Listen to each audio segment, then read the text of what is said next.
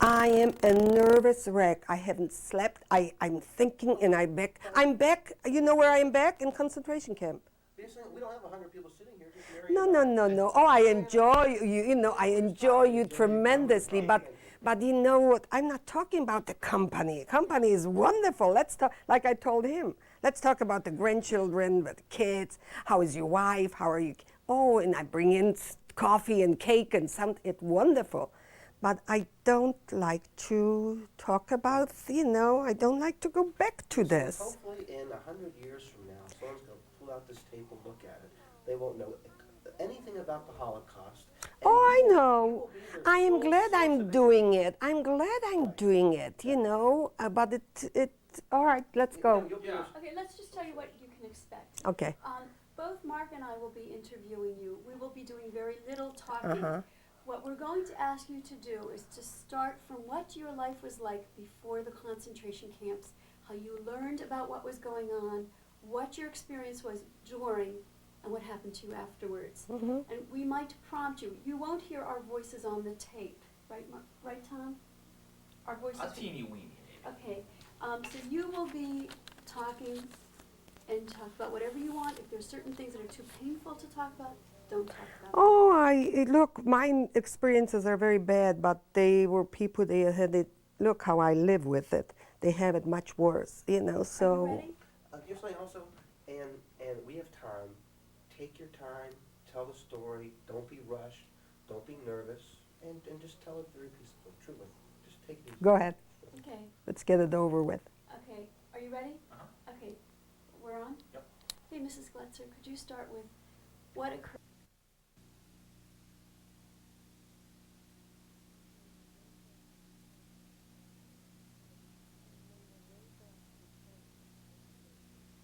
I remember way back in Poland as a child, still in school, 7, 8, 9, I remember then already talking about how Jews are persecuted and they don't like him. But in 1939, this was the nightmare.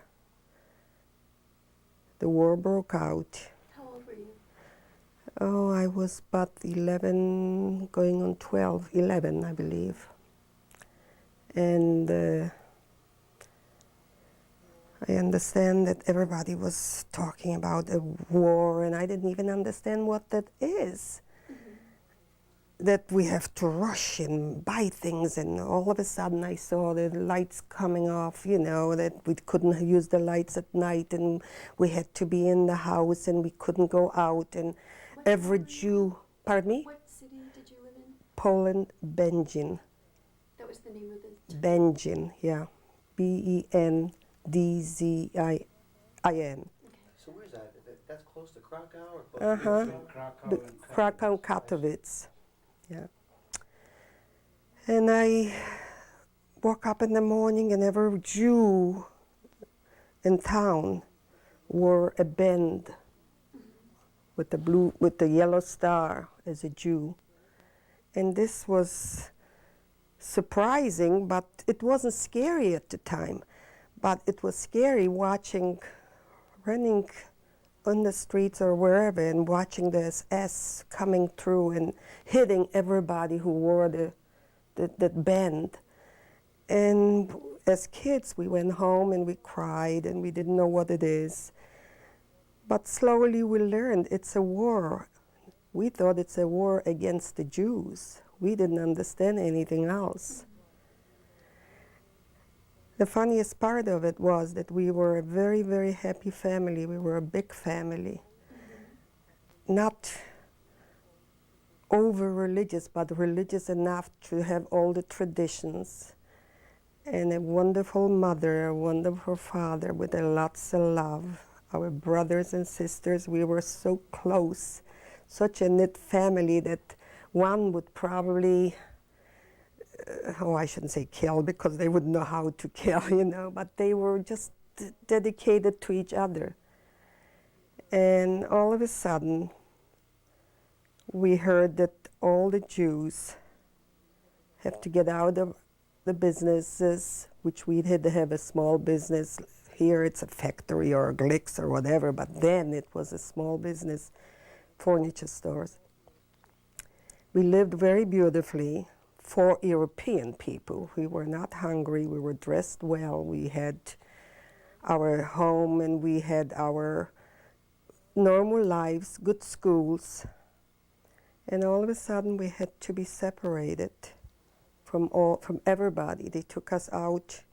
It was like the farmlands where the farmers used to live. All the Jews have to relieve the homes and go to those, it was like a ghetto.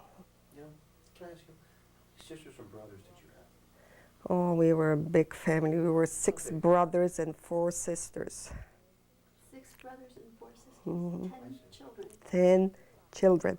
And we were very, but I'm still lucky because some of them, they don't have any, you know. I still have a sister in Uruguay. I have a sister in Florida. I have a brother in Israel, which is very sick, unfortunately, by now. And I had a brother in Sweden. Look how we got all, The 4 remained. yes. And, 5 but remained. the brother in Sweden passed on, you know. You had started to tell us about one day the Nazis just marched through the town.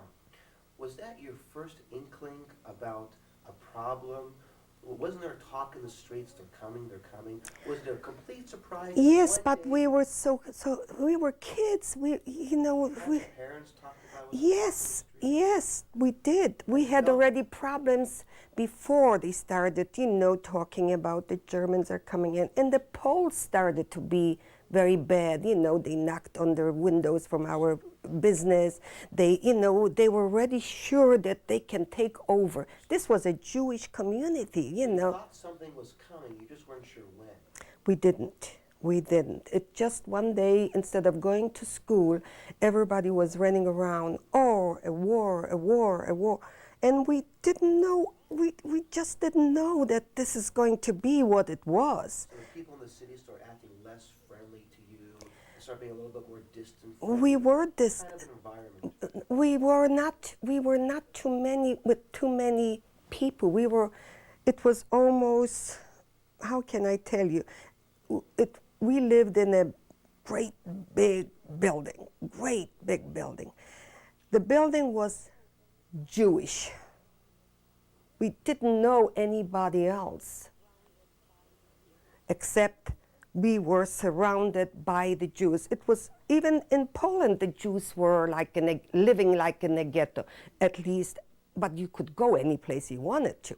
We were free before the war, but in the war, we didn't hear anybody else except when they knocked on our doors with the dogs and the SS started, Juden, gehen Sie raus. And we just didn't understand what this is. We were kids, we were hiding, you know, with the mother, and we were not like a 10-year-old today or 11-year-old today. European kids were very dependent on mothers and fathers. We stuck to them. The disciplined mother said, don't do it. We didn't, you know. It wasn't like here, a bright child is talking about it, you know. Oh, my little granddaughter knows more now than, not that we were dummies, but we were very dependent, you know. What mother said, that's what it was. So you went to the farmland. Yes, we went there, and we were there, almost from 1940 to around 42. That was the ghetto. Please. Did you stay together as a family, or were you No, separated? no. We were, at that time, we were still the 4 sisters. We were, the brothers were the oldest, you know, and the 4 sisters and 1 brother was still with us. Were your The- parents with you? Yes, at that time we were lucky, yes. A farm. Barns, you should see how we lived. The facilities were unbelievable, but we had to make it. Actually, that was the ghetto. There was many families. That's right, Yeah. that's right. It was the Jews from Benjamin were all there. Nothing in the city anymore. No business, no homes, no nothing. So when you left to the ghetto, what did you take with you and your family? Whatever we could carry, that's what we take with us. Necessities, valuables.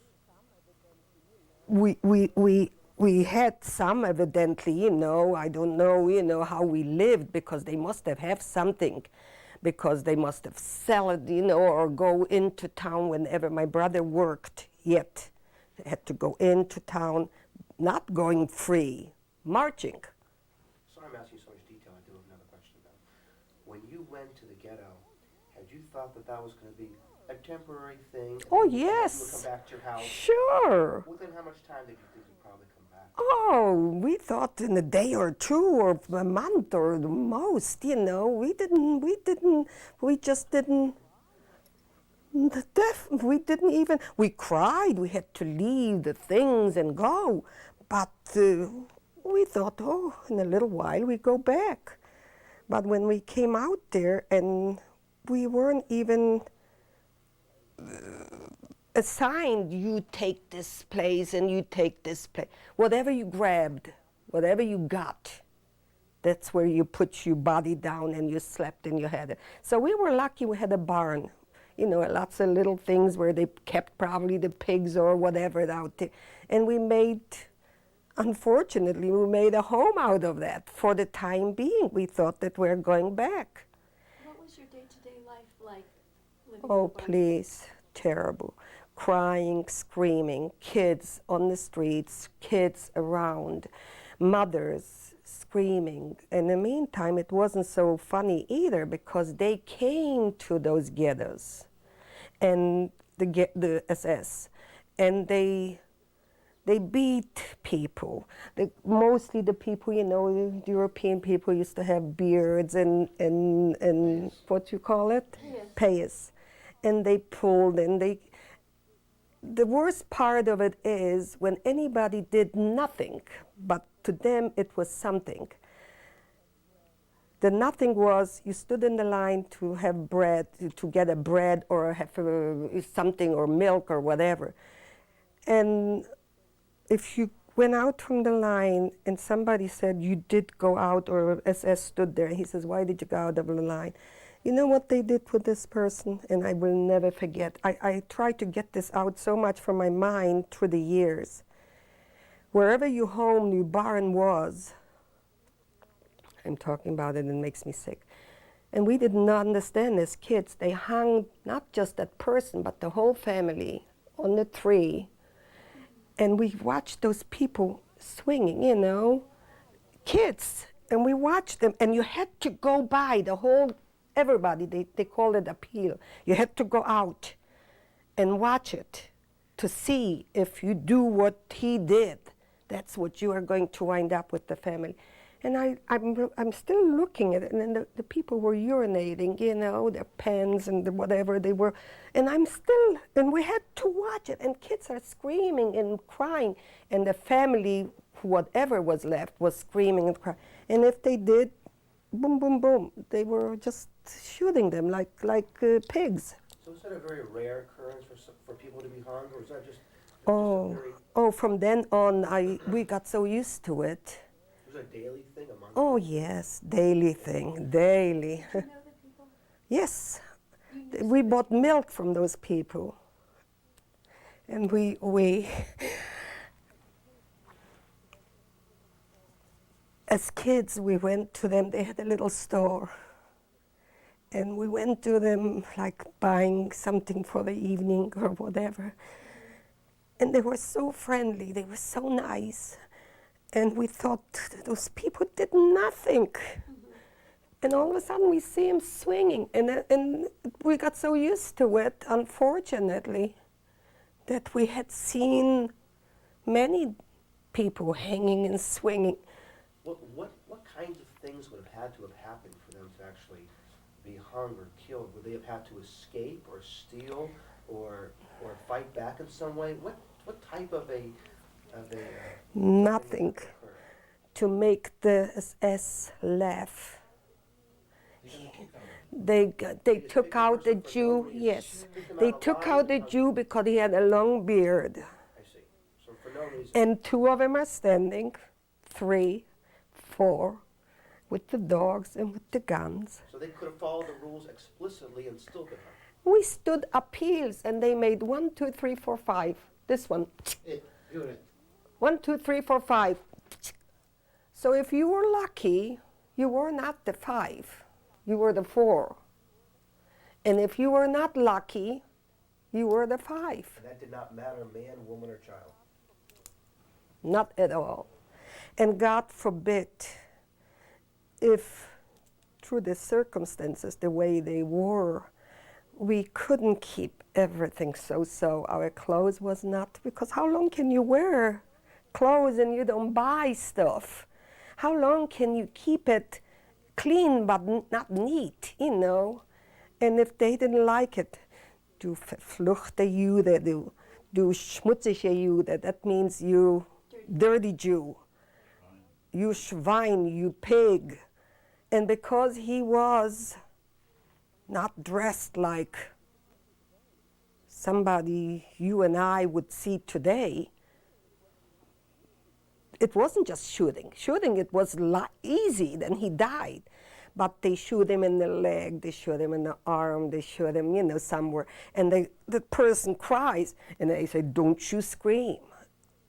And how can you not scream? It hurts. So they kicked him, and they kicked him again, and we had to watch it. And kids. And we were screaming, and whoever screamed, unfortunately, died. And the ones that were not hurt, they were lucky. I screamed. I was one of the lucky ones. It's a life that I don't think so anybody can really imagine. My older brother was married. He had a little gorgeous wife, and they took him already to an Arbeitslager. That means not to KZ, but working for the Germans. Please bring me the tissues in. Yeah. And she came with her baby to us on the farm.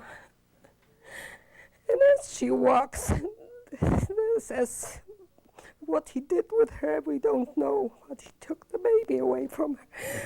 We don't know what he did with her. And we're watching it. She came for protection to us. She never came back? Never know. This is the brother what is now in Israel. And we tried to take her in. She was there a night before with us.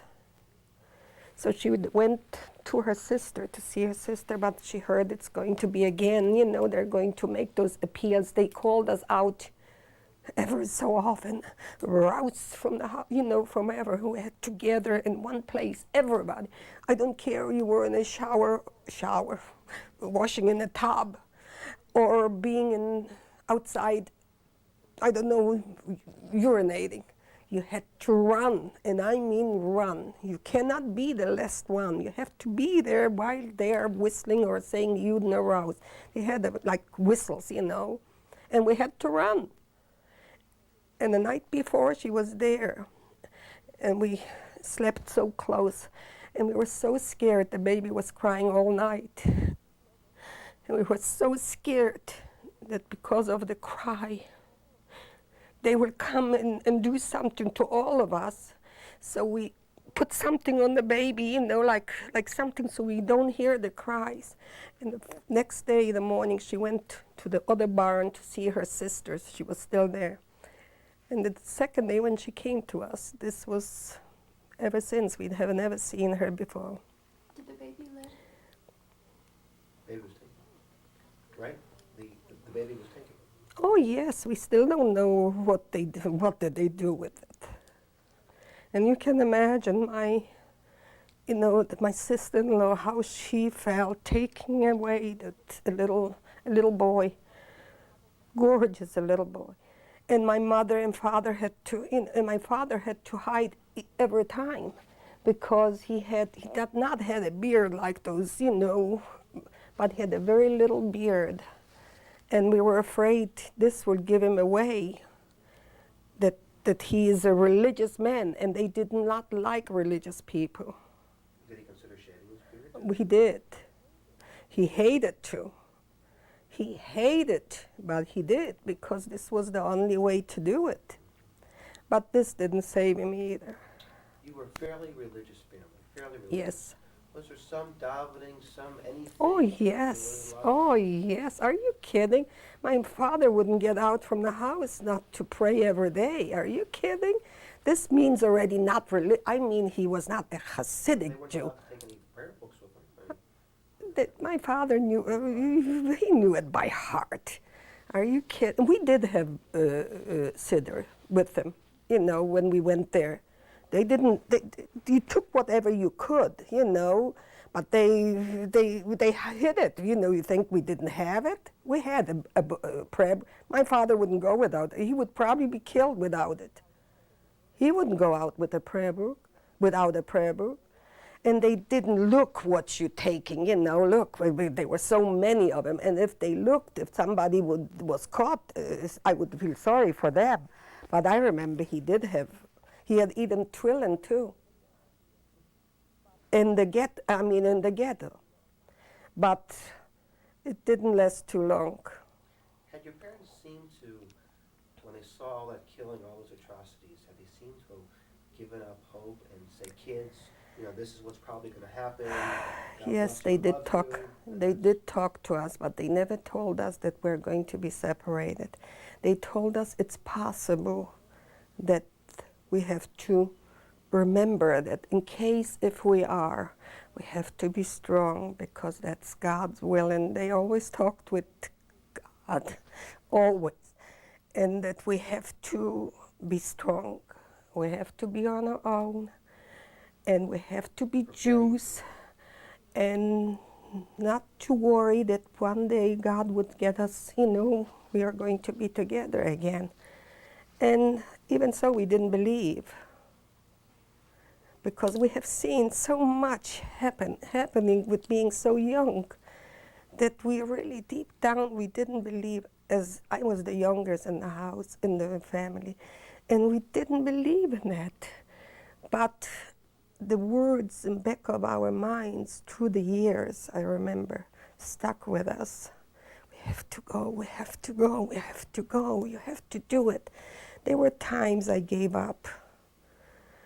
There were times I cried as a kid and I said, oh, we do not have a God. How stupid all those people were that they believed in a God. I did. I did say so. And I spoke out loud because if it is a God, how can he do such a thing? I will never forget when they took us out from the ghetto. This was what, 1942 already. And they took everybody out again on a big field. And they separated us.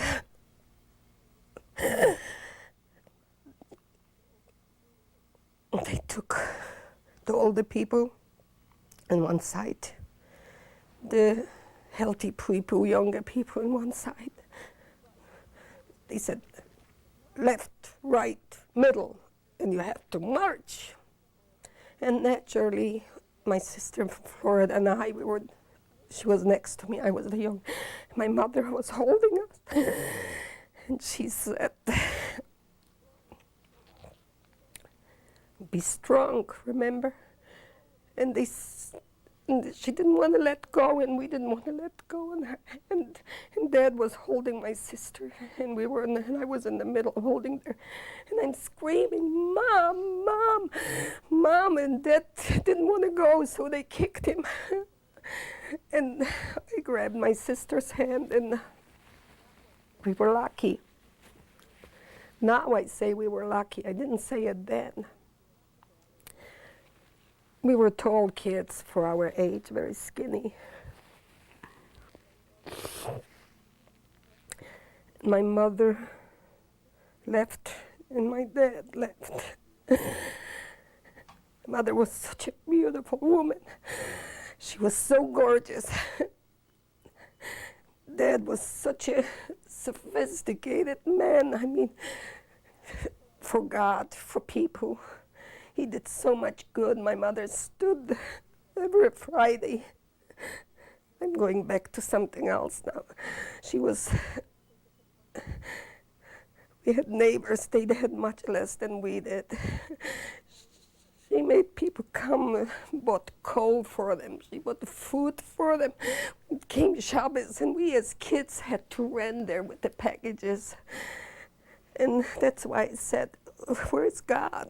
They were such a good people. I mean, good people, not because they were my parents, but they were good people. And when I'm going back now to the separation,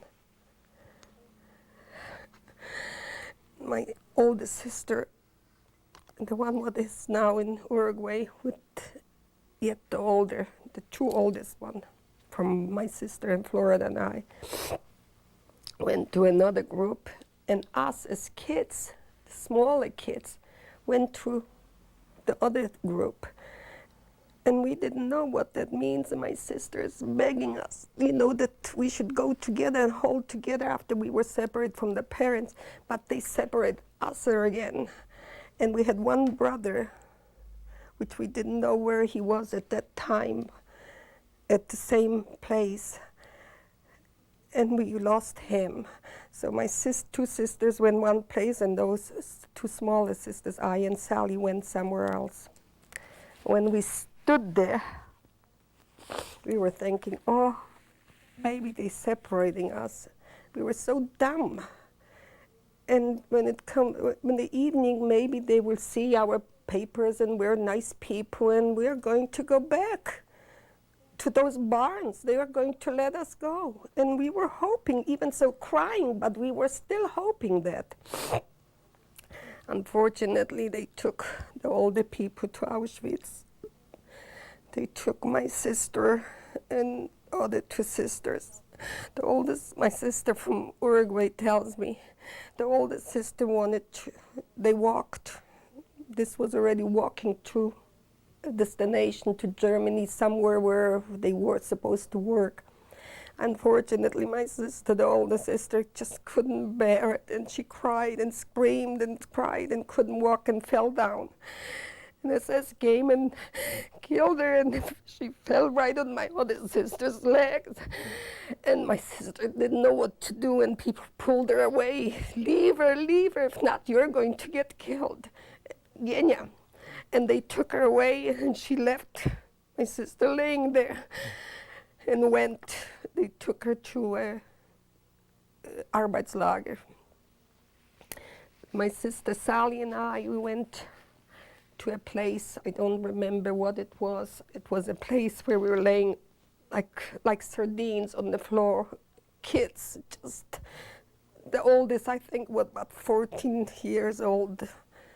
And we were laying and crying and screaming, and I remember I had an attack of hysteria. I couldn't do nothing but scream. And luckily we were locked up. Nobody, we could do anything in there what we wanted to. We urinated, we did the other thing. People were just laying in it.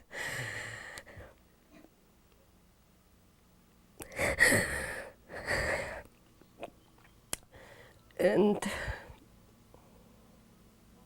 finally, we talked, and everybody said, oh, they heard they're going to experiment on us, they're going to do something with us, they're going to rape us, they're going to do this and that, because this happened through the period of times where we were in the ghetto. And we have seen the SS taking young kids and doing just that, and then cutting them out and cutting them in and doing what they had to do. And we were kids, we still didn't understand. We didn't have TV to see all those programs, what they have today. We couldn't grasp it, what they're doing. And that's what we thought that they're going to do to us. Luckily, we mixed as we walked. They took us out and we walked to the Arbeitslagers. We didn't know, but we walked. Whoever made it, made it. Whoever fell, fell, because we didn't eat probably a week. And I mean, pardon me? Was there a name to the camp Yes, that's where we walked from this place. We walked, we didn't know where. Finally, they took us on a train, they took us here. We didn't know where we were going, and then they took us off from the train because it was bombed in between. So we had to walk again.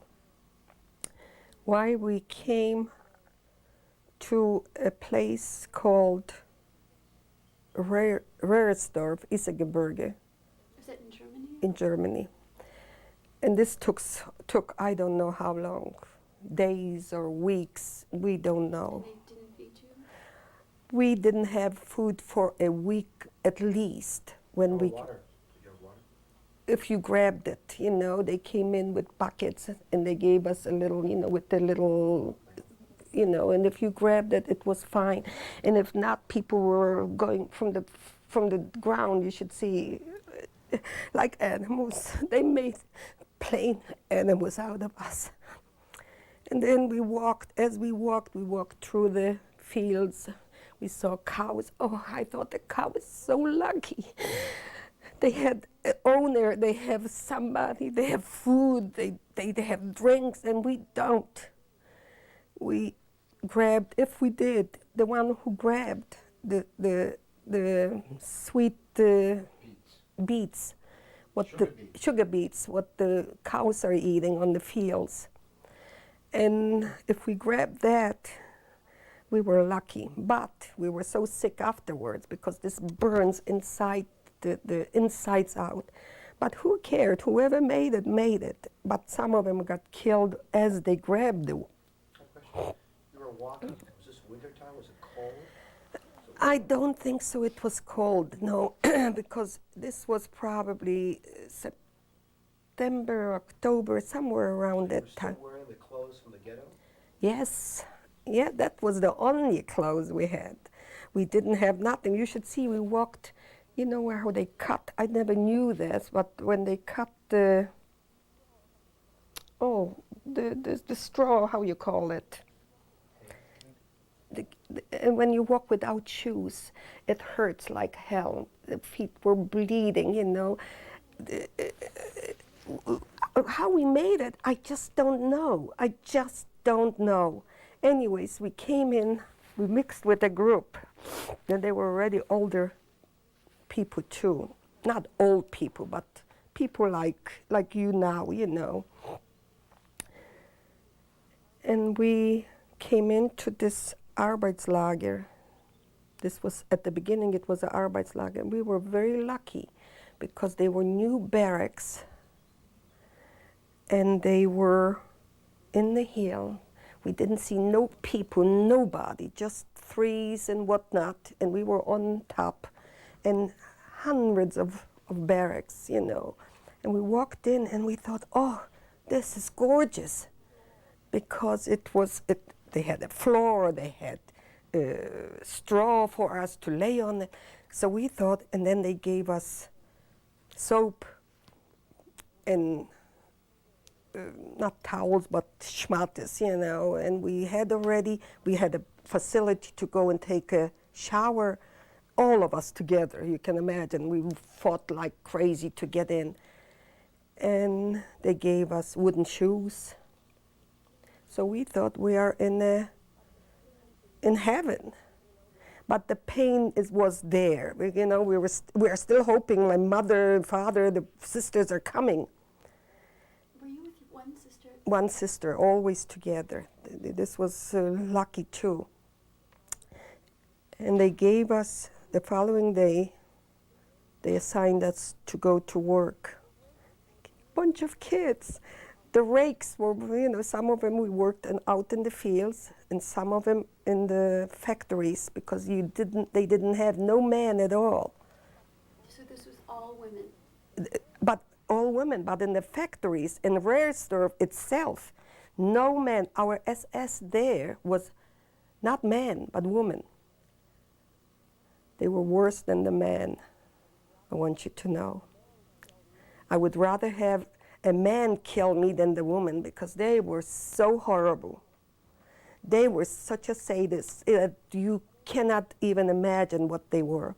But anyways, we went to work. And our life began to be everyday struggle again with food, but at least we got something. We got 2 meals a day.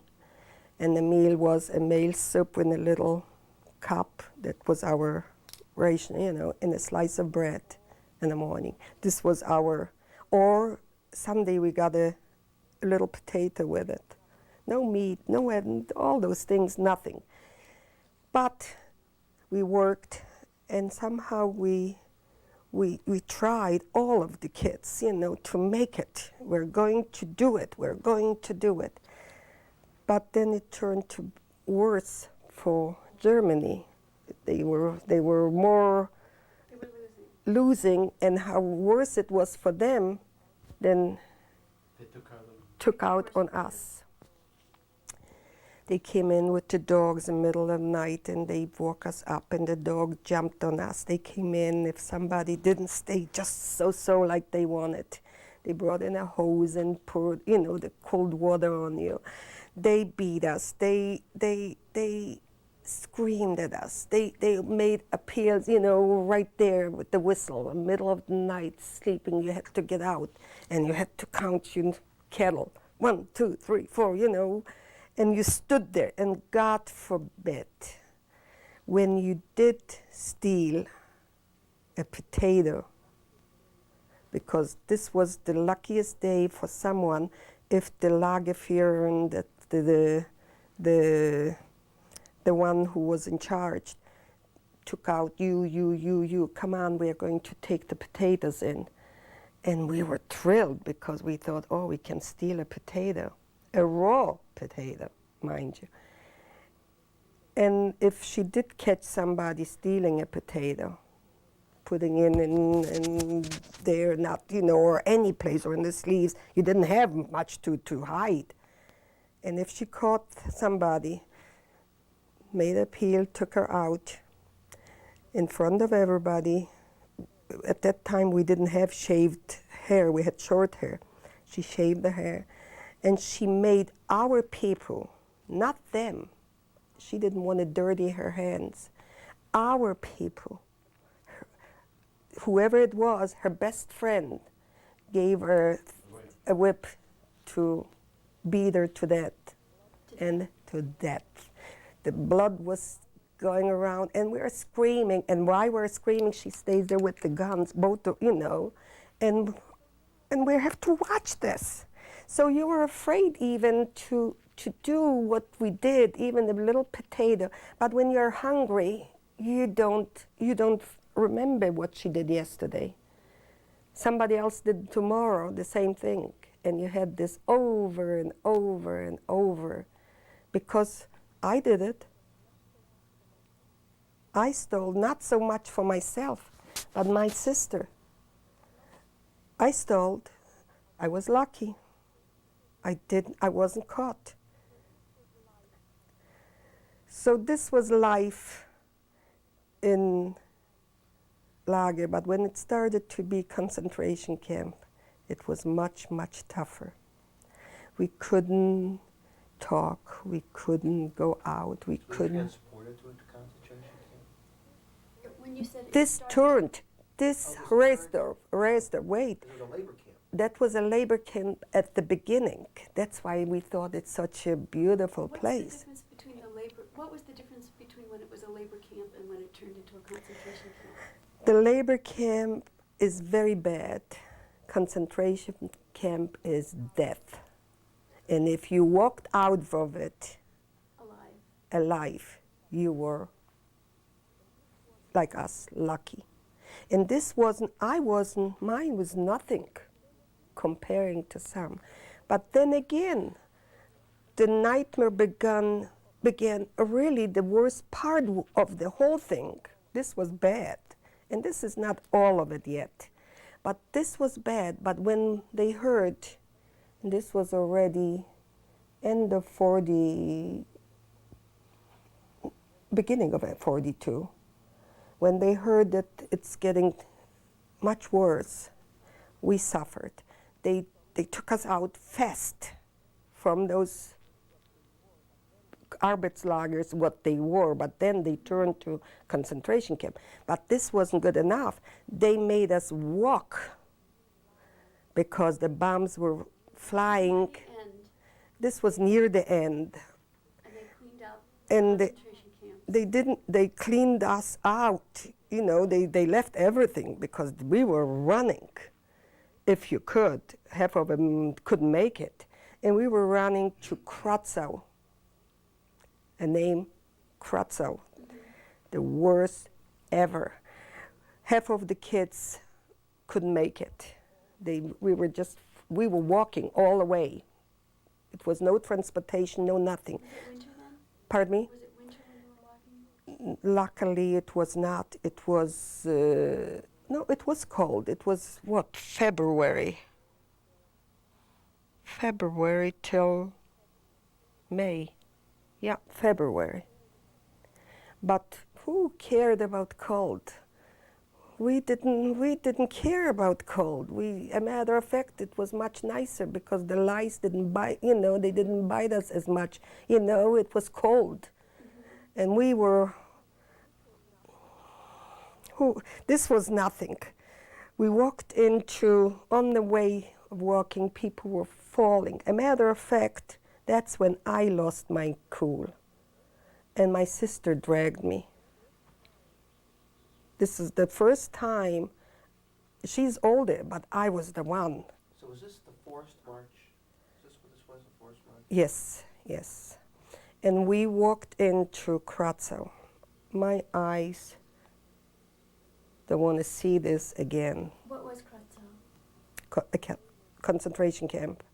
But they were there, Hungarian, French people. But if you can picture, a crazy house is not the word. If you can picture Halloween,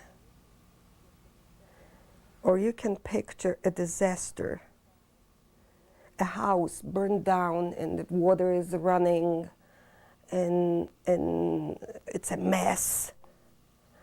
Those people were already completely out of their minds, shaved up their head, you know, their heads. Intelligent people, painters, doctors, you know, writers, you know, big ones.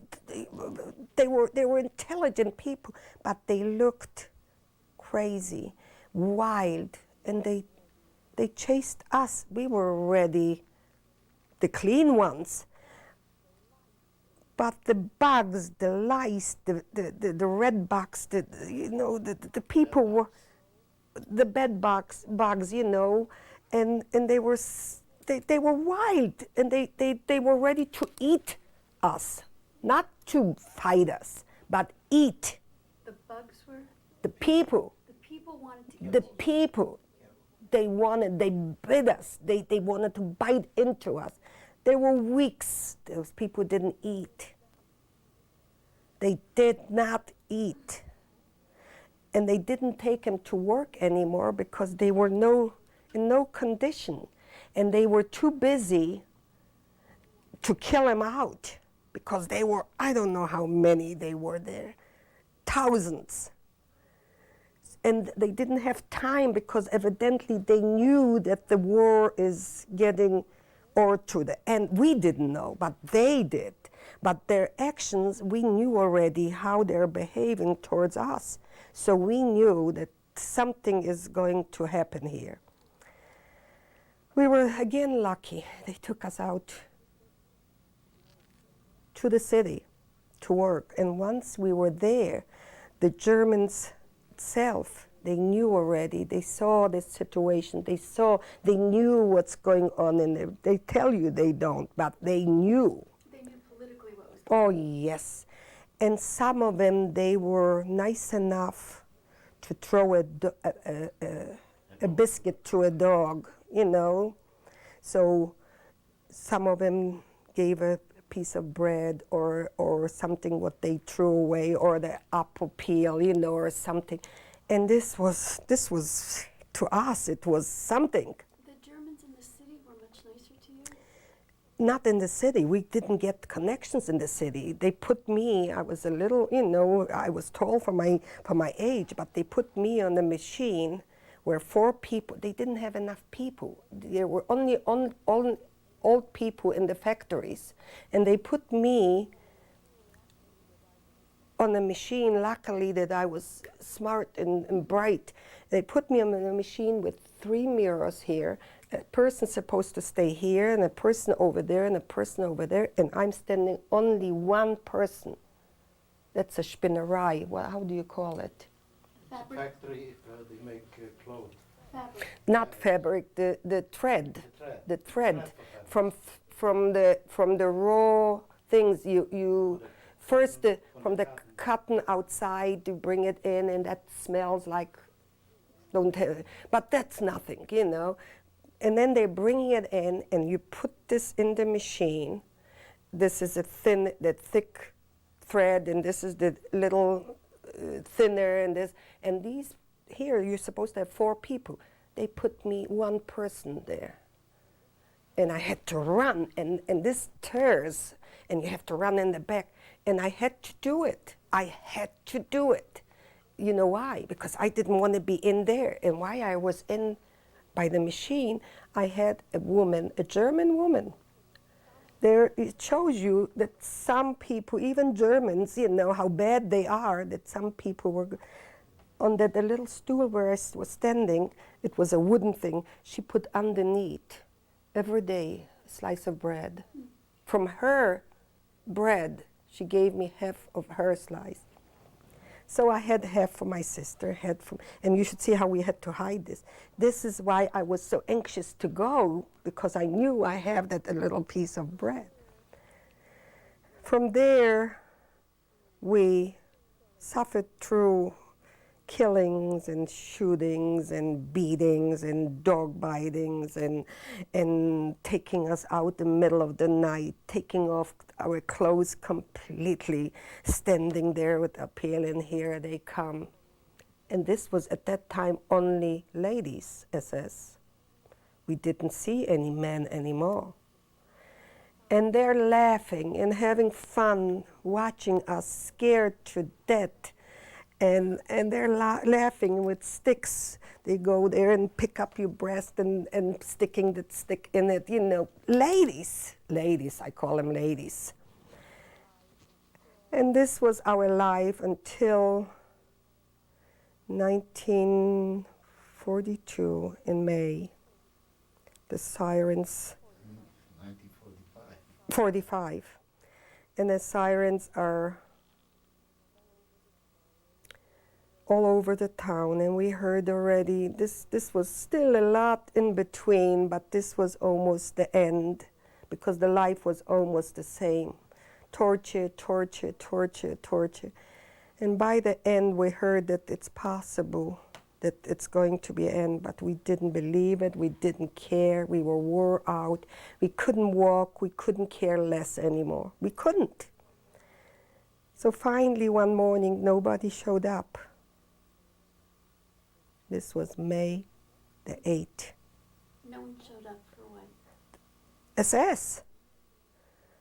No appeals, they didn't call us, we didn't hear nothing.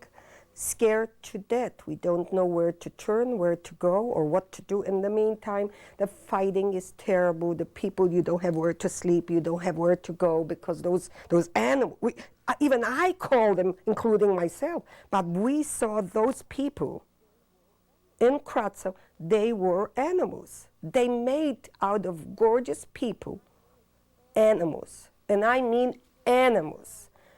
They did not know what they're doing. They didn't know how to go to a bathroom. We didn't have bathrooms, but go on the side. We had one corner, go on the side. The smell was a disease, a sickening. But we lived like this. Because you don't have a choice. You don't have, people when we went to work, they were afraid to go close to us. And I don't blame them, because the way that we looked, the way we were, you couldn't blame them. I blame them because they did it to us. And then we peeked our noses out. This is on May 8th. Yes. And we didn't know, or we should go out or go in. The only thing we knew, we picked the noses, we went to the dumps, in Europe they didn't have a garbage can like here. They had inside the dumps, and we went down there, most of them, running, how many could get in there. And whoever got in grabbed some food, God knows from where, or a scrap, from food. And slowly we went out in the streets, and in Krakow it happens to be the Russians, not the Americans, but the Russians were there. And that was another tsura. You know what the tsura is?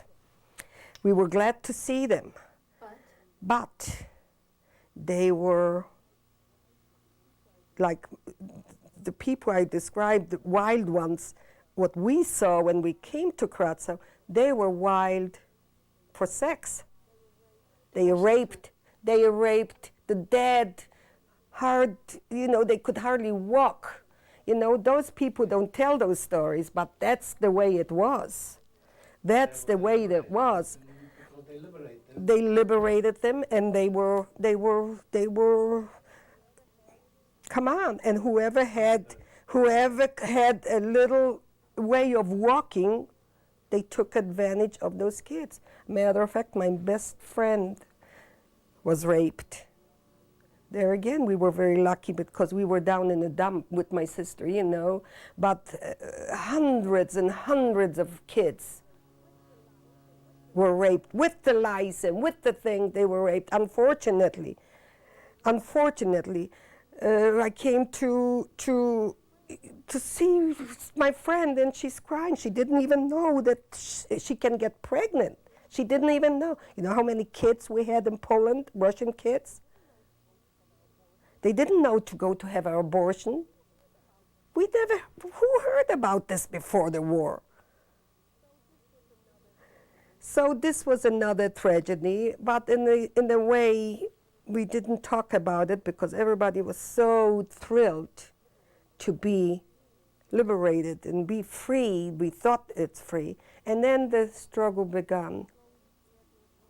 Slowly getting to a place where you wanted to be, where? Home. Go to Benjin. And we're miles away from Benjin. So there it started. So you were still with your sister this time? Yes. So what happened from this point forward? What happened? We're looking for ways. We don't know where to go. We're wild, and we were not the only one because there were lots of people, running, going, looking for a train. And if you find some kind of a way to go, you hopped on it, and then you had to get off because the bombs were, the railroads were not normal because a piece you could ride, and then we walked, and it took us months, and we came into Benjin. Don't ask me again why, because I really don't know how. Wherever we had a chance, we saw a horse with a wagon, boom, we were holding on to just running, because we just couldn't walk anymore. Finally, I don't know, we got into Benjin. And what did you say? Oh, please. Please, this was supposed to be the happiest day of our life, but it was the worst. The memories, the screams, the faces were visible, live. Someone you knew? Yes, not family. People we knew what they lived there because we lived in a Jewish community. We were everybody, and if I didn't know them, they knew me by my name.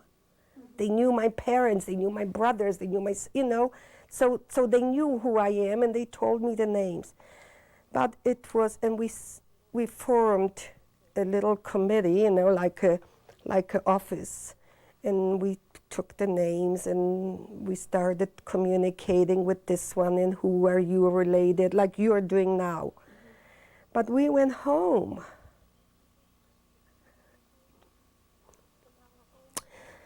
And our home was not a home.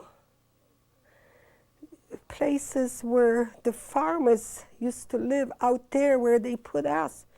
They took the pigs and the dogs and the horses and the thing in the gorgeous places where we lived, where my father and mother worked so hard for it. And we're looking there. There are people there, they don't even know what to do to take in. I don't think so they were even comfortable there because they needed the barns, they needed things, and they didn't have it.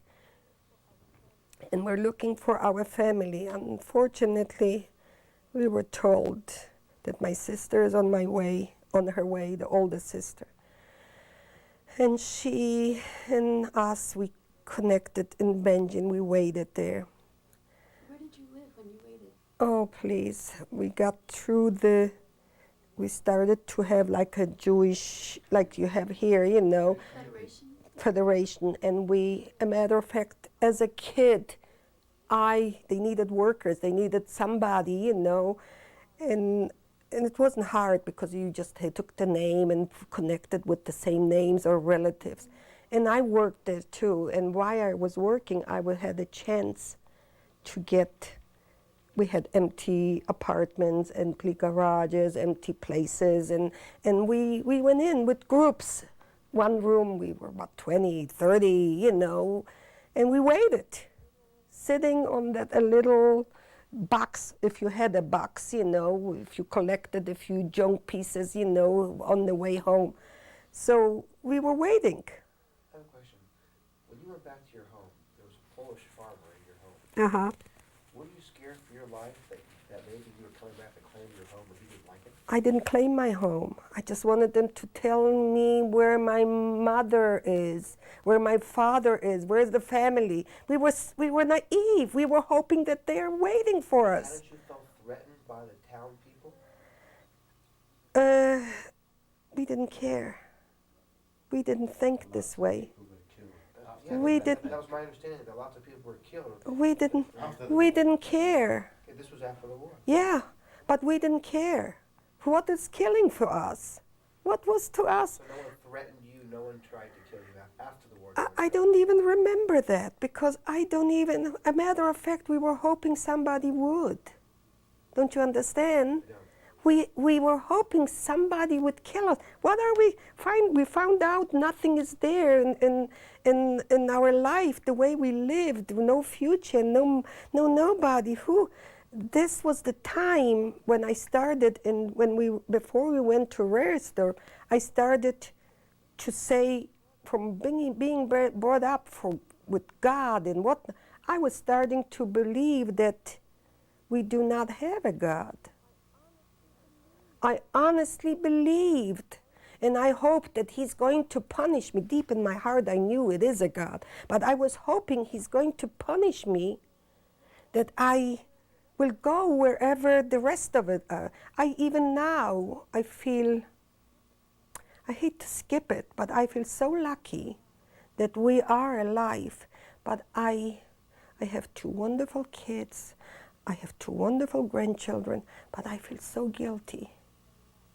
Most of my life, this is about a half a century, but I feel so guilty that why am I alive? That's very common. There's even a name for it, which is survivor guilt. Why do I live? Why? Why? What am I better? My mother was a much better person. My father was such a good person. Why couldn't they live their life? Why am I so? And maybe it taught me something, because we were taught in Yiddish, you know, in Hebrew, you're supposed to get up and say Moiriani, thank you for your life, and we should say the prayer every day. But I skipped so many times when I was a young kid because, I went to Hebrew school and I had to wear those long sleeves and all the rules, and I didn't like it, and I had to run to public school, and I was too busy doing all those things. But now, do you know that I don't get up until I say with my eyes closed, oh, thank you, God, that I am alive. And thank you for everything, because we do have a wonderful life now. We have our comforts. We have so much more than we dreamt. who would believe? We came over here, we cried our hearts out. We worked so hard. He worked 2 jobs, I worked 2 jobs. We didn't know the language, we didn't know the people, we didn't know the ways, we didn't know nobody. We were so strange. Nothing.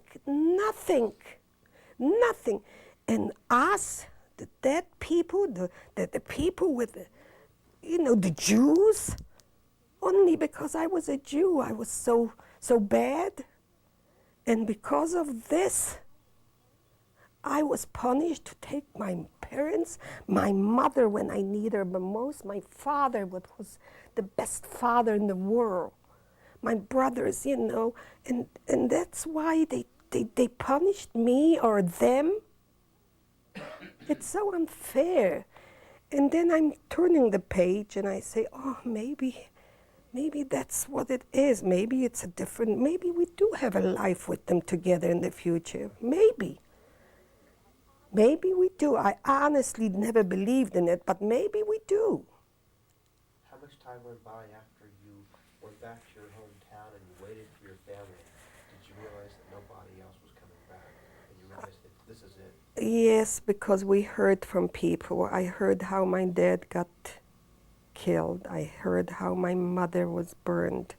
I heard how my oldest brother was one of those defenders, the last. If you heard maybe the story when they organized in Auschwitz, my brother was the leader of it.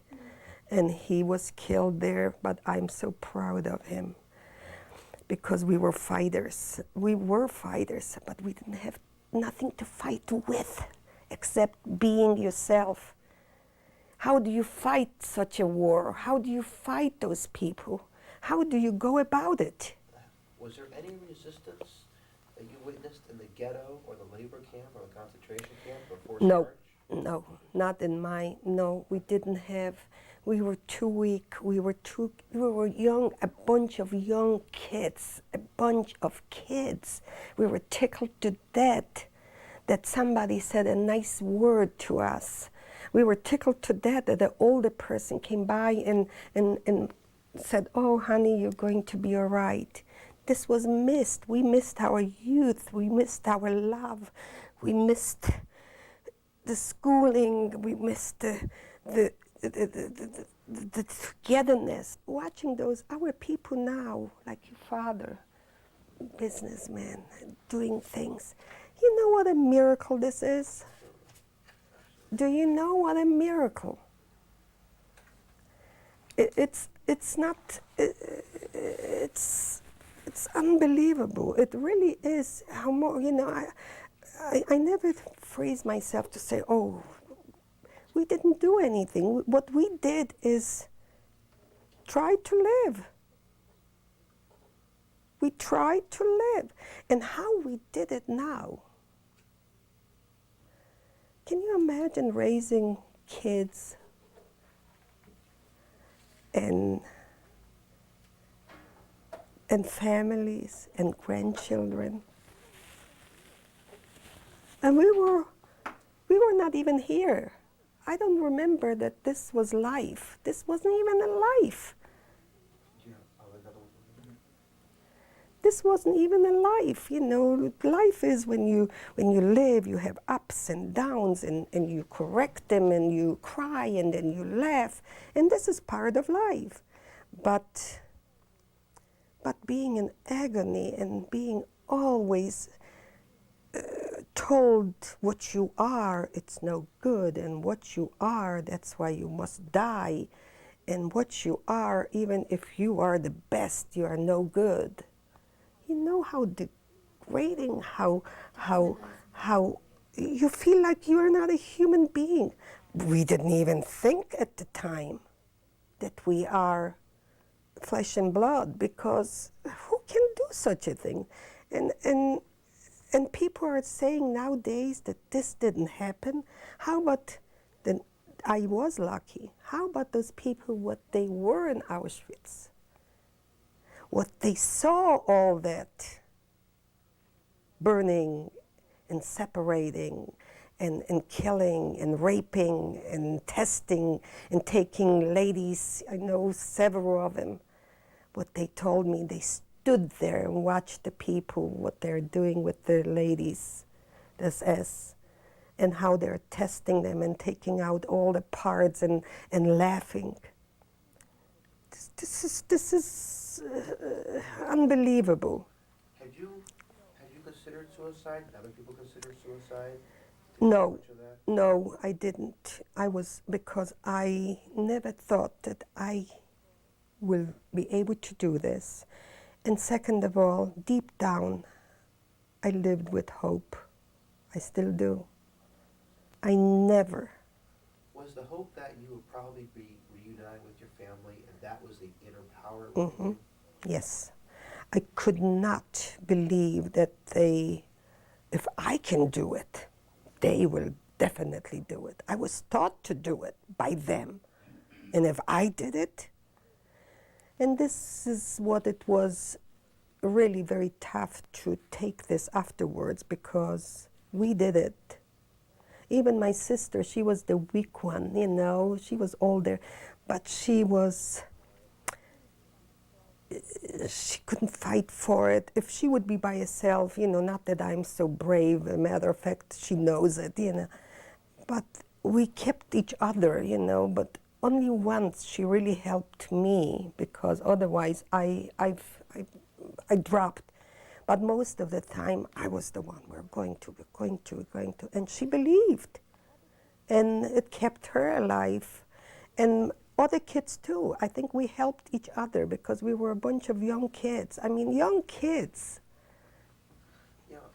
After the war, you were in a displaced person camp. Wait, why don't we back up to looking at the chronology? You went back to your home. You realized that your family wasn't coming back. What happened then? What happened then, it was, I hope you didn't, but I'm going to ask you, did you ever, did you lose anybody by a normal death? I hope not. A normal death? Did anybody die, somebody close to you, a friend or somebody?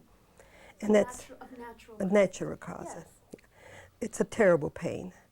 But this was not just a pain. This was something you wished. Oh, I wish if my mother would die. I wish if I would have a grave to go to and say, Mother, why did you leave me? I was mad. Oh, sure. Because they left us. You felt deserted. Yes. I was mad. And this helped a little. By being mad, it healed not healed, but it made it easier to go on. Because I felt like if they could, if they wanted to, they would be here. Mm-hmm. And now I'm going to show them that I'm going to live. And I'm not going to feel guilty. Even so, I felt guilty. So you felt defiant. Mm-hmm. And that kept us going. Even so, we cried our hearts out. Where did you go?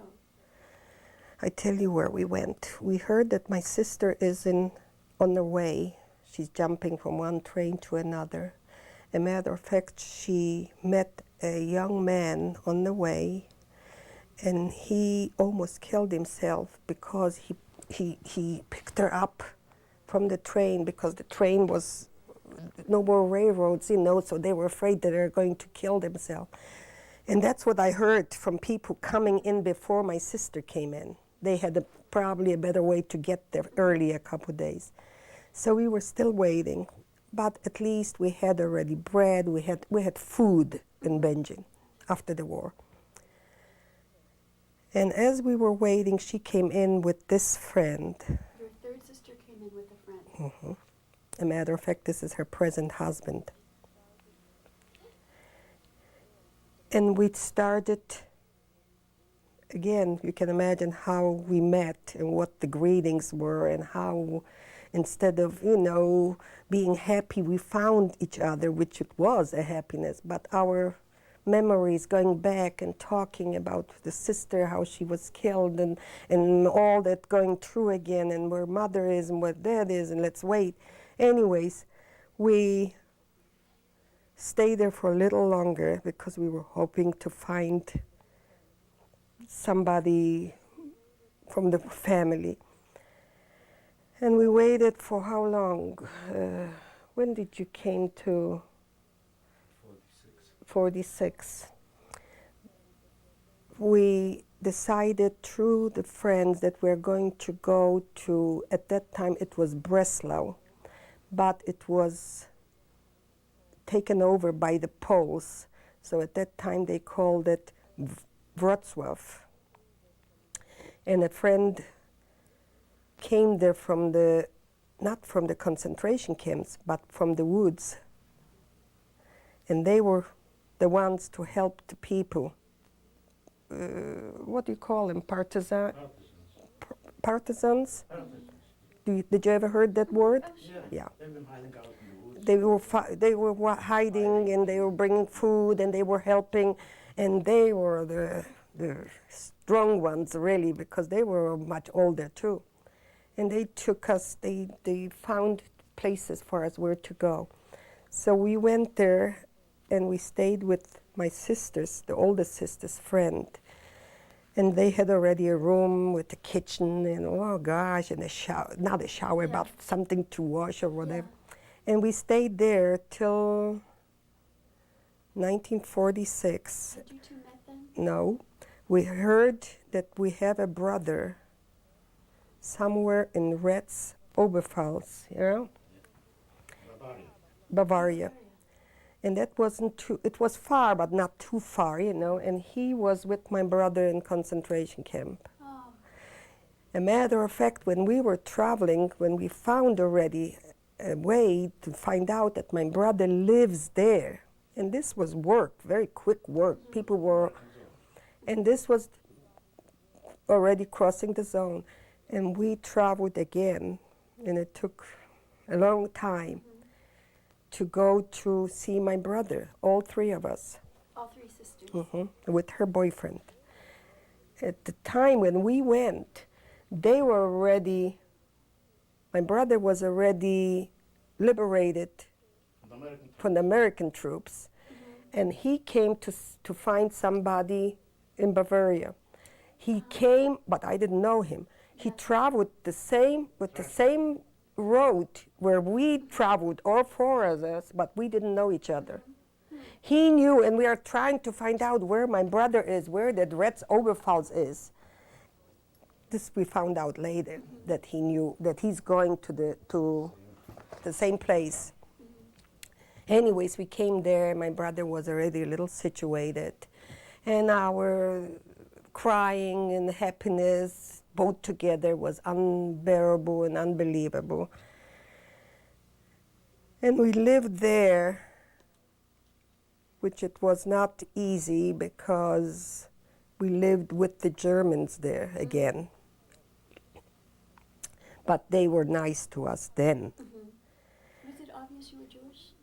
Pardon me? Could they obviously tell you were Oh, Jewish? yeah, we did. We were proud that time. Oh, honey, if we lived through, if we were killed because we were Jews, we were proud to announce that we were Jews.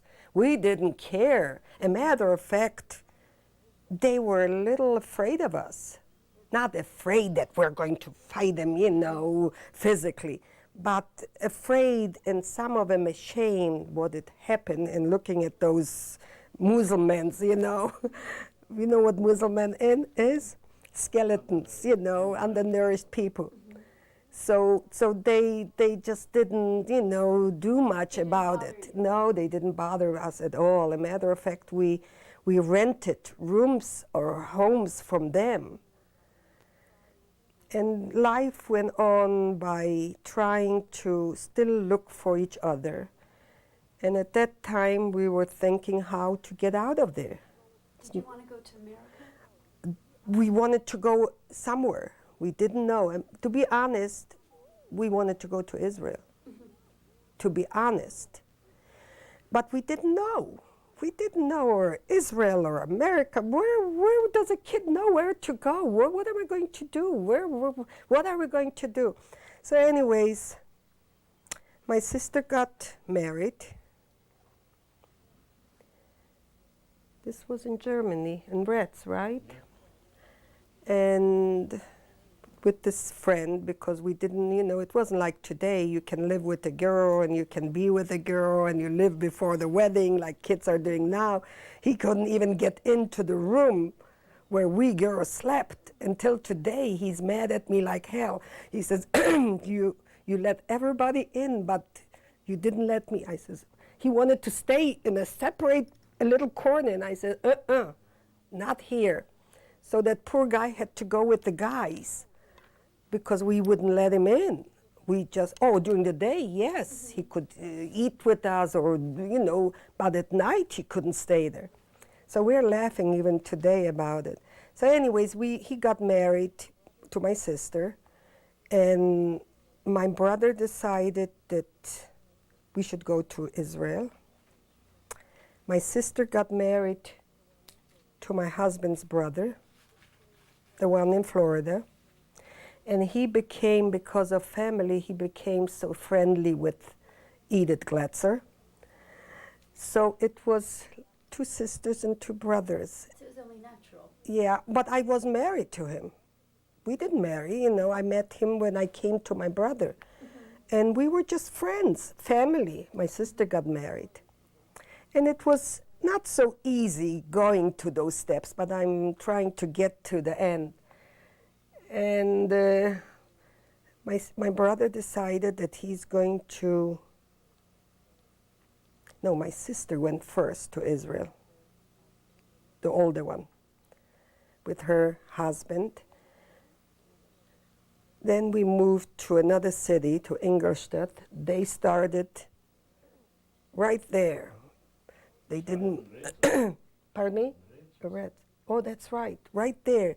They started, once they manufacturing, that's what they knew, candles and shoe polish and whatnot, and they made their living where others were sitting and waiting.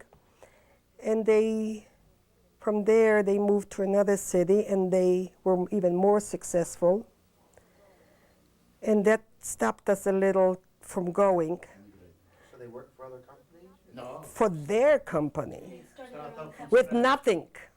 With nothing. Don't ask, please, don't ask. I tell you how. They went to München, that's Munich, and they told the I don't know where they will know, I put the name in, Auerbach. This was one of the Jewish leaders, one of the biggest. And they said, take a chance with me. We want to work hard. Give us credit to buy a little bit of this and this and this and this and this and this. Gave him a chance. He thread the needle for them. They started if you would see the place, you would laugh. They were rushing and hustling like crazy. Not long after that, so in Germany, they were not Christmases like here. They used the candles Wax candles. for Christmas. It was a big season. That was the biggest season. And they were We made the ritual candles, for Kippur candles and Shabbos candles. and it was floor good wax, business. And we all worked, all of us. Hours didn't mean anything, nothing. And we paid back the loans, we started working, and So what age were you at this period of time? when we came in it was what? He was but, After the liberation? no, yeah, 22. 22, yeah. I'm 23. Yeah, and I was 13, 14. You're so young. Yeah, 14, 15 really, when I came to Ingolstadt. And then 16, 17, I was already a young lady, but I grew fast. We all did. As immature we were with my parents and depending on them, so quickly we learned how to stand on your 2 feet and be your own person and do your own thing. And we learned the language. I spoke a German that you wouldn't know. They didn't even knew that I am a Jew. They didn't. I could go to the biggest offices, and I spoke to them, and they thought that I am just it, because you wanted to. You wanted to, and we had to do it. It was the same thing here. What do you think had happened? You should know. Why did you come here? I tell you why. Because I had papers for Israel 3 times to go. And somehow, I didn't want to go. Why? I didn't want to. I heard and I heard from my sister, and she told me, my sister was there already, and she was sitting there for months in Cyprus. And the way life was then, it was terrible. It was terrible. And I just didn't want to do it again. I didn't want to do it. And I read, and I started to go to night school, and I thought, no, I'm not going to make it harder, even if they talk about Israel till tomorrow. I'm not going to be a pioneer like some of them are saying, like my sister and my brother-in-law. Because they're suffering, they're sitting there, they didn't have, we had to share with them our food and send it to Israel. When did you decide it was America you wanted to come to? When I decided around in 1950, 51, I said, oh, it's time. We didn't have a life in Germany. Even so, we had a much better life than since 1939, because look, through those years. But it was no future. I didn't like the ground, I didn't like the stones, I didn't like the people, even if they were nice, I didn't like them. I have to be honest, I didn't like them. When they took off the wall here now in Berlin, everybody, my president was so happy I could kill him. I wouldn't, but I was so mad. And when he said, Ich bin ein Berliner, I loved Kennedy, but when he said that, I couldn't take it. Because who wants to be now them? Who wants to be a Berliner? So I do understand what this meant for him and what it was, but I didn't like that, I wanted them to suffer a little. I honestly did. They deserve to suffer. Maybe those people are not the ones what they hurted us. But why do I have to suffer? What did I do? Just because I was Jewish, I have to suffer? What did I do? What crime? What was it? So anyways, we decided, my brother decided that he wanted to go to Israel too. And they did. My sister married his brother, and they made this nice little factory already, the same thing what they did. And we made a good living. I became friendly with him, but I was not planning to get married, because at that time I grew to be a nice young woman. And I didn't want to get married yet. I was too young for it. I didn't want to. I didn't want to be, but he did. And I still didn't want to get married. We came to America. We decided to go to America. This was our last. This was a. How did you come to here? Were you sponsored? Was it a ship? Uh-huh. I mean, what Sponsored. What sort of Was it a Columbus? Joint. This was through the joint. This was I applied because it was my last chance. Through who? You applied through who? Through the joint. Joint distribution. If I would have family here, they would bring me down. But they had a quota, so and so many people can come and this So I was on that list. As a matter of fact, my sister, her husband, and him. We were not married then. And we decided that Germany is enough, Even so, they treated us good, but who wants to make a future? And we made a good living there. And this was again a big chance to get out of there, because there I wouldn't want to be even if they would pay me. I just wanted to get on my 2 feet and get out. So finally, we decided that we're going to. They send us a paper, if you don't go now, this is it. So we decided to look what Germans are.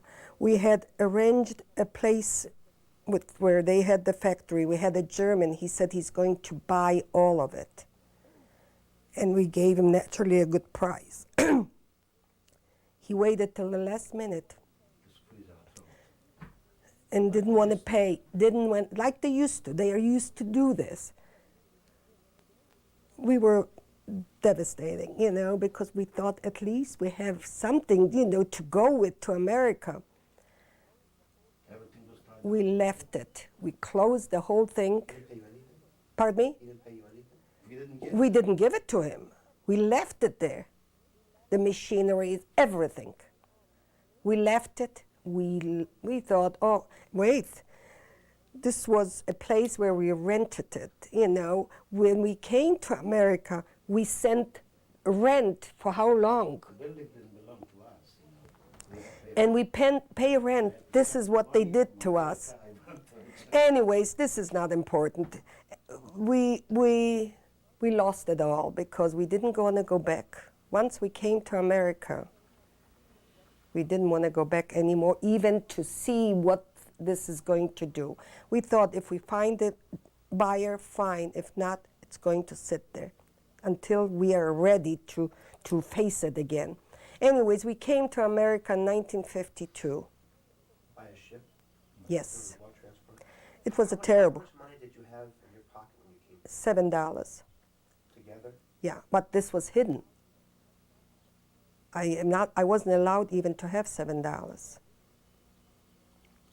But I had clothes.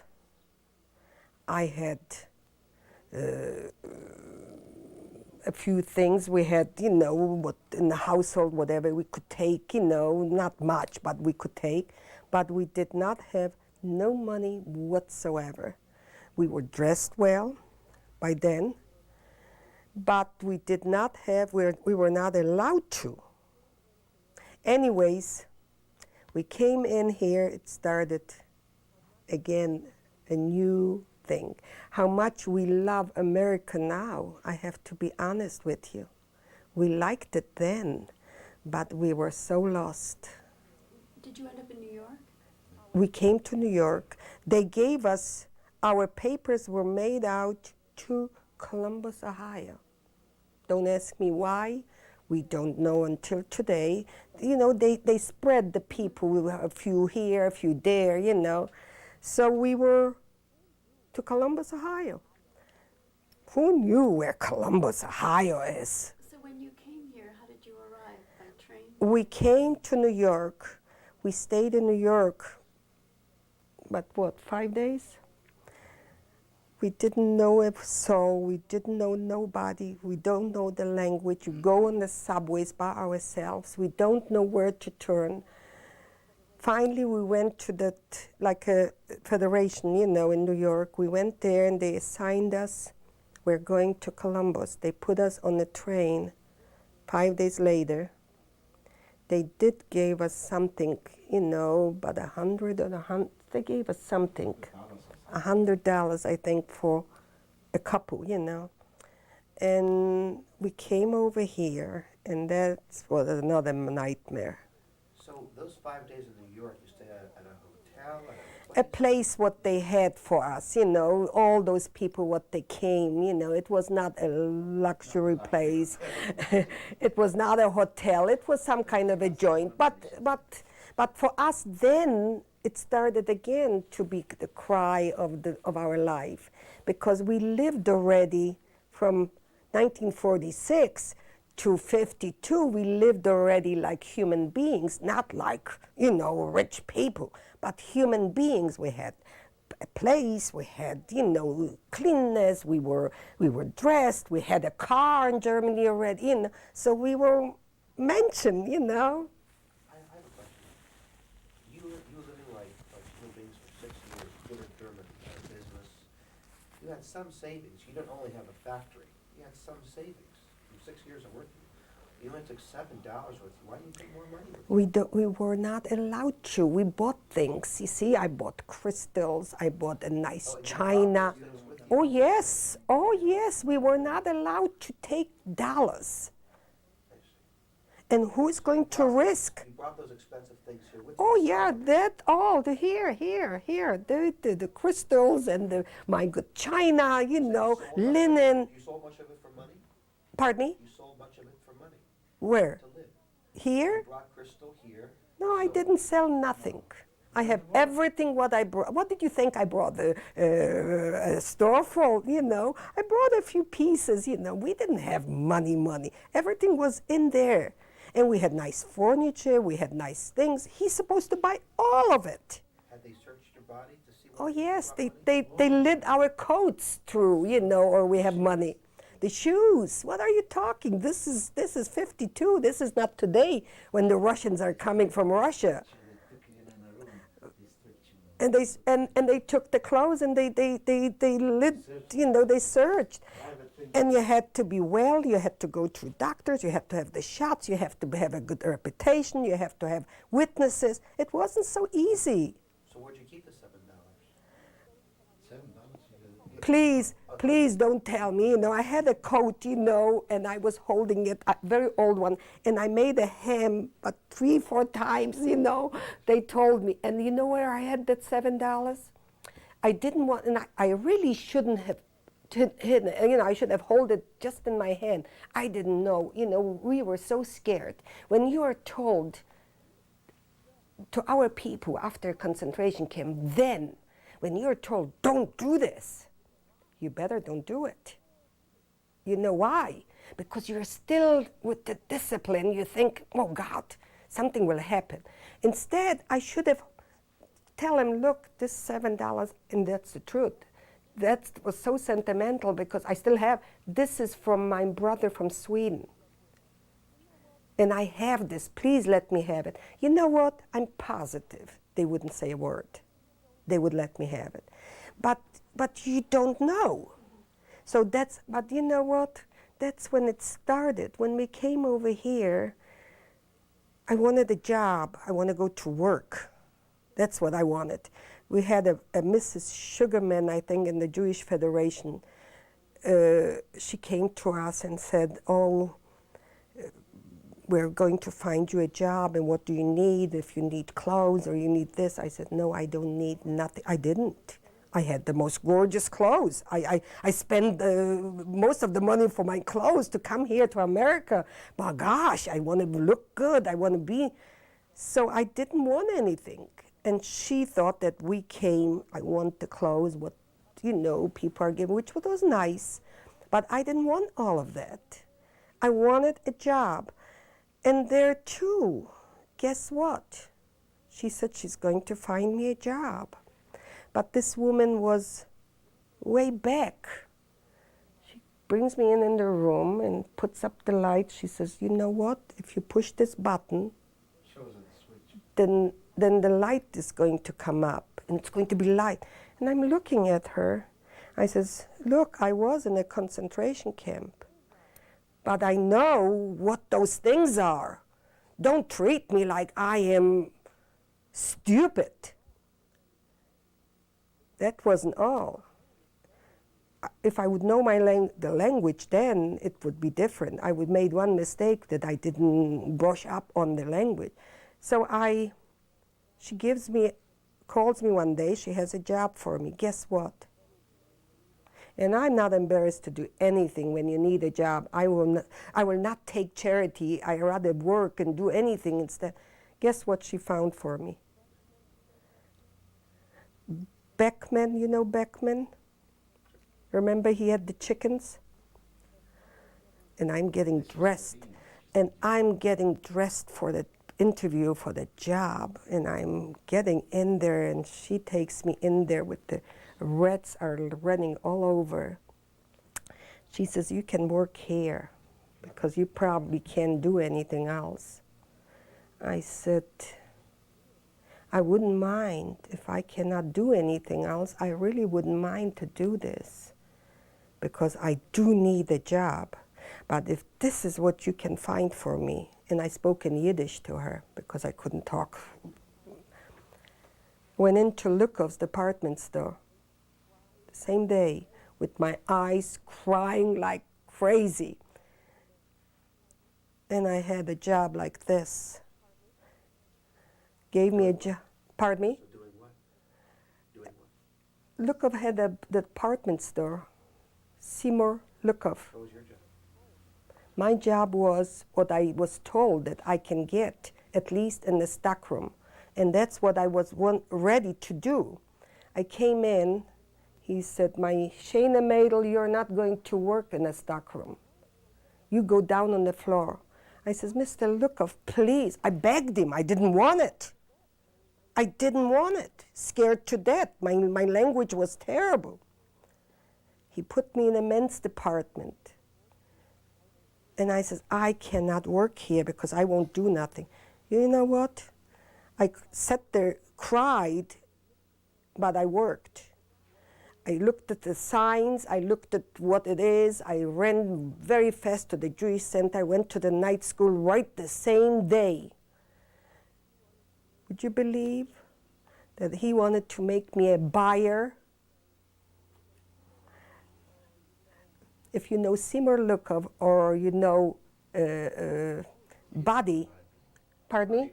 Oh, Seymour doesn't live anymore, does he?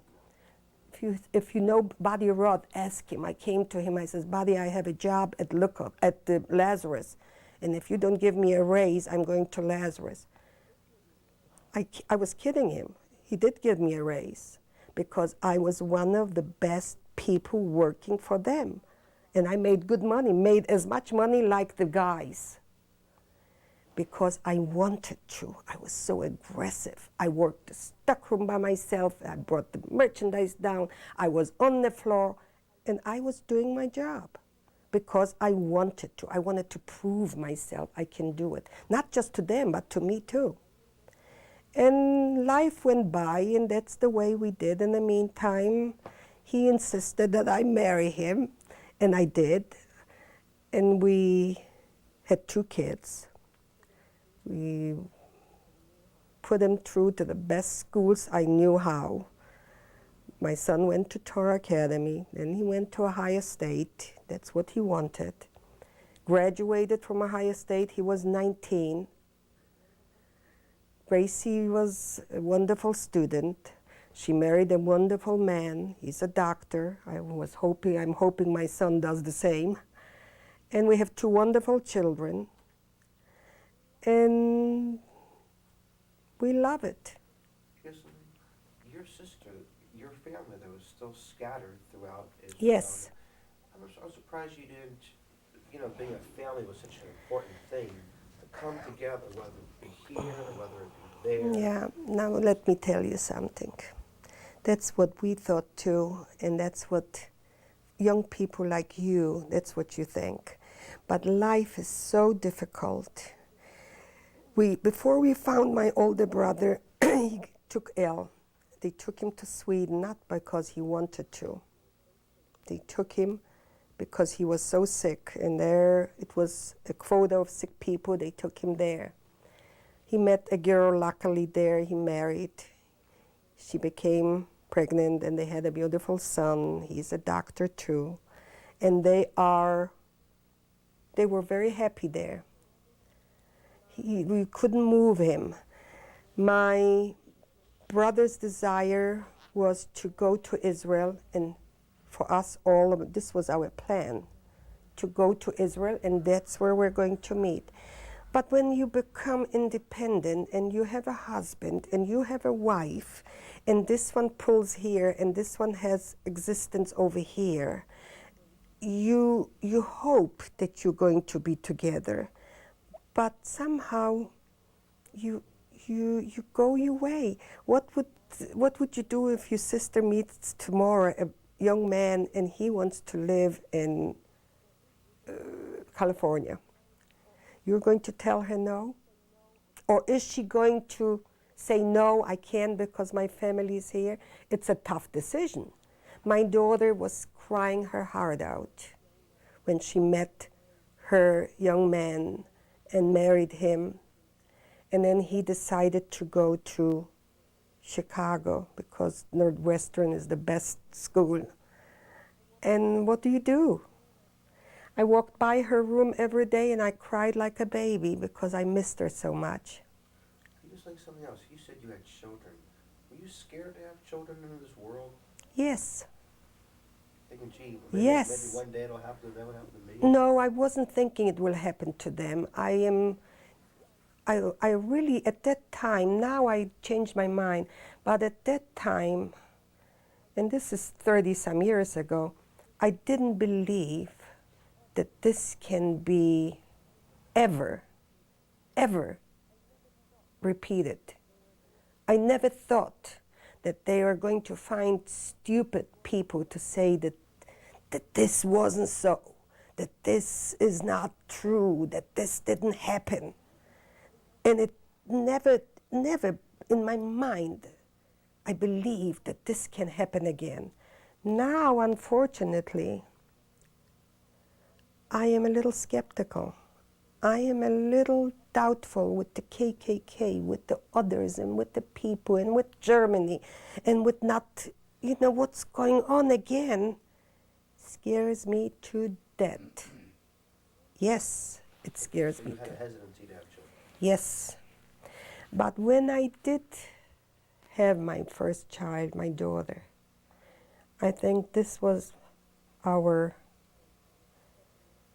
I think it was our happiest time in our life. It was. I think so. Even more so than other happinesses, if it was there. Because it was a miracle. Had you slowly regained a belief in your God back?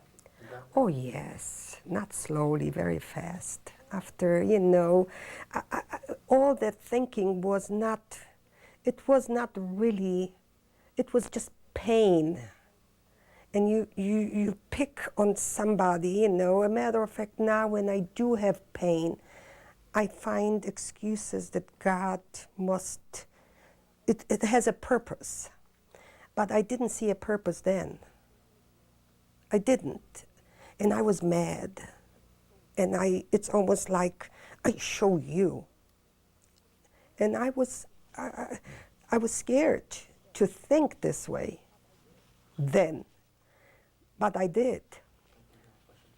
Now, so, after you were liberated in Germany and you were amongst the German people, do you think that the German people had a pretty good sense of what was happening in the concentration camps, or do you think that they knew things were happening, but they had no idea as to the extent of what was going on? They knew.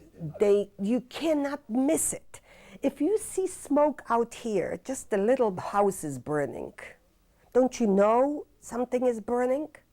If you see marching. Was it very obvious? Was it? Oh, please, please. If anybody tells you that they didn't know, They were not allowed behind the fences. How would they know? why are those fences? And why are they marching? Every day people are marching. They took them out to work in the suits. Wouldn't you think, what kind of a funny people are those? But they never saw death. Oh, They please. had never seen dead people. Did they see dead people in the city streets? They were thousands. There were piles. They were piles. But not during. During the war too. During the war too. When they marched, there were so many people dead. That was towards the end of the war. But during the But no. When they did go to Auschwitz, they did go to Bergen-Belsen. How did they go? What did they do with the dead? They cannot burn them right away. You have to pull them out. You have to get them out. The smell was so bad in the cities. What was the smell?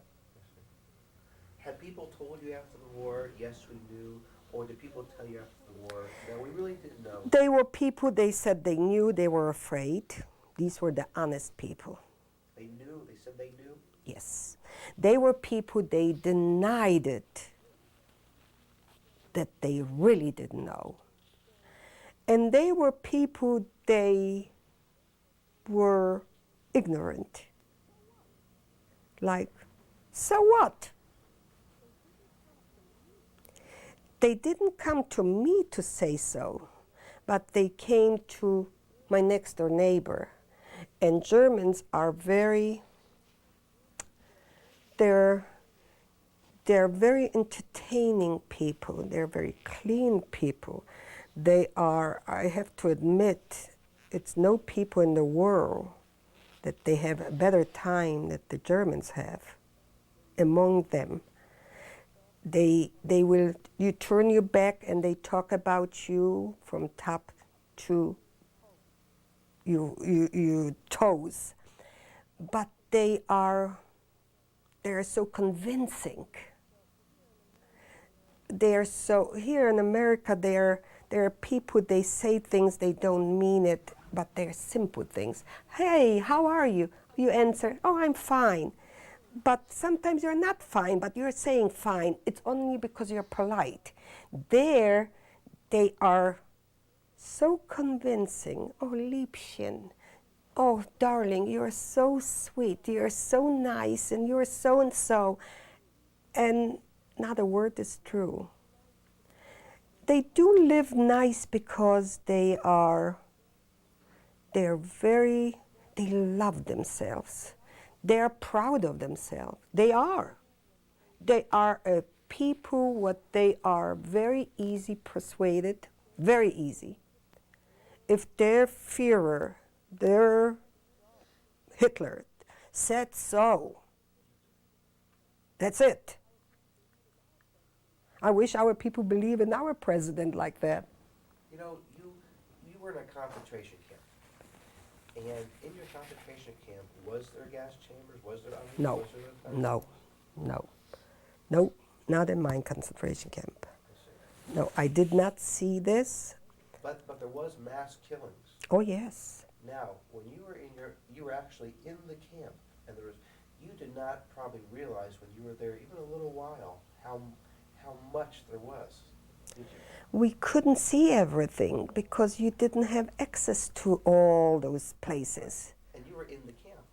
Now, you were saying that people outside of the camp had a pretty good idea.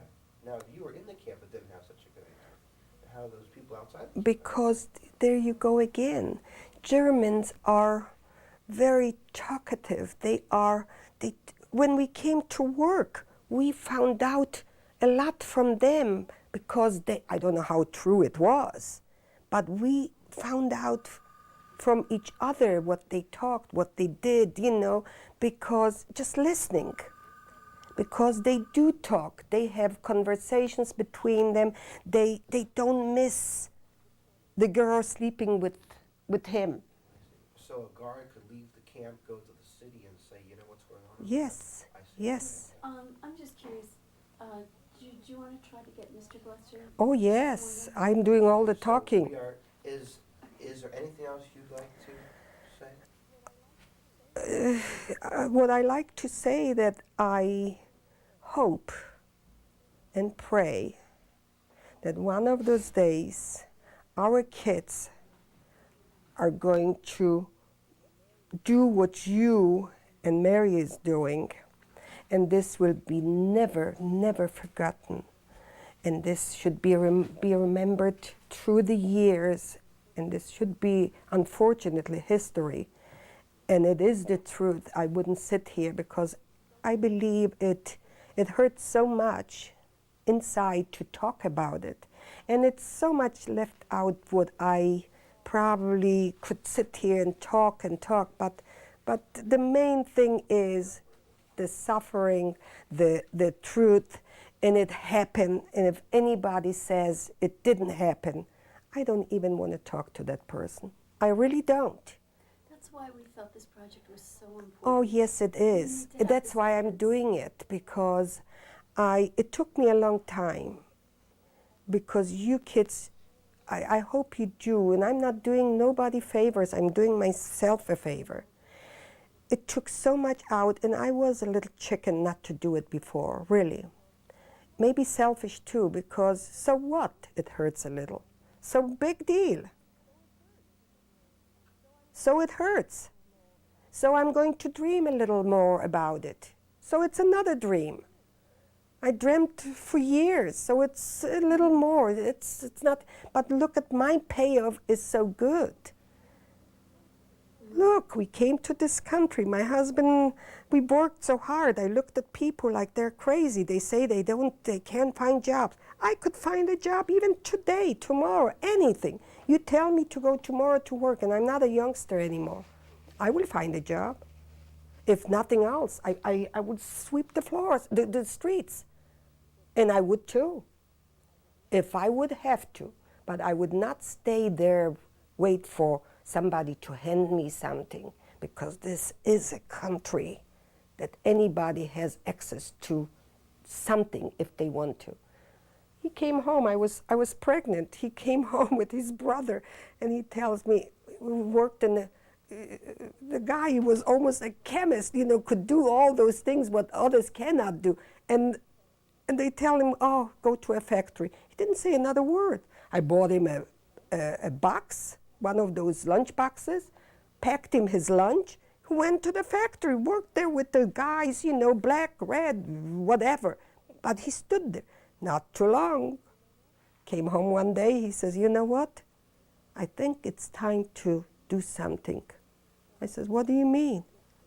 And I'm pregnant, I have a job, I work till the last minute on my pregnancy. And I said, what are you going to, what do you mean? He said, oh, I think we start doing something on our own. I says, what can you do on your own? You don't even know the language yet. What are you going to do?